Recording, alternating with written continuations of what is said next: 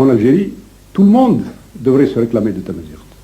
Mais beaucoup de gens sont complexés et comme l'arabisation s'est accompagnée de l'islamisation et comme les gens sont devenus croyants, qui sont devenus musulmans, à partir de là, ils se croient obligés d'être arabes, c'est-à-dire l'islamisation a entraîné l'arabisation et par là même le reniement de la langue. Alors que cette langue est encore très vivante. De toute façon, ça se sentait déjà dans la chanson, mais ça se sentait même dans la capitale, à Alger, et surtout à Alger, parce que il se trouve que la Kabylie, la grande Kabylie n'est pas loin d'Alger, elle est à 100 km. Et les habitants d'Alger, qu'est-ce que c'est? C'est des Kabyles. Le mot Kabyle même, il demande à être expliqué, parce que Kabyle, qu'est-ce que ça veut dire?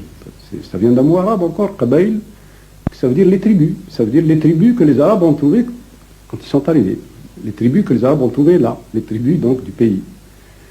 Alors ces tribus-là sont présentes à Alger. Qu'est-ce que c'est que les Algérois? C'est des Kabyles qui sont descendus de la montagne. Et cette langue, on l'entend tous les jours dans la rue.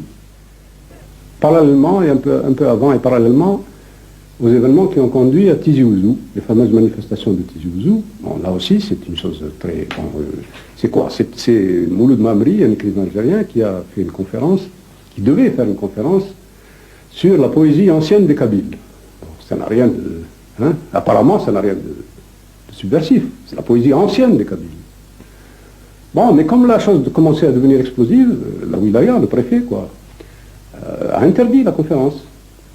Bon, il a interdit la conférence, alors à ce moment-là, les étudiants sont descendus dans la rue et la population s'est solidarisée avec eux de manière massive et il y a eu une répression très féroce qui a fait que le mouvement a eu un profond retentissement dans toute l'Algérie. Il continue à l'heure actuelle.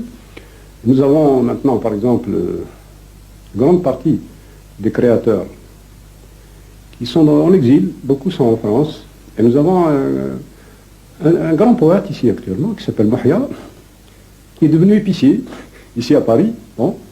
C'est un homme extraordinaire, parce qu'il écrit lui-même, c'est un poète, il écrit en tamazight, et il traduit. Il a traduit Beckett, il a traduit Pirandello, en tamazight.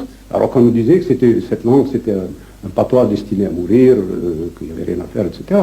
Bon, des hommes comme ça montrent que la langue est vivante. Et à l'heure actuelle, je crois que notre combat, c'est ça. C'est affirmer dans cette langue une Algérie qui soit débarrassée, qui soit désaliénée, aussi bien du mythe de l'Algérie française que du mythe de l'Algérie arabo-musulmane, qui soit enfin l'Algérie elle-même, l'Algérie tout court. Et c'est déjà beaucoup, parce que l'Algérie tout court nous ramène à une autre dimension, c'est la dimension africaine.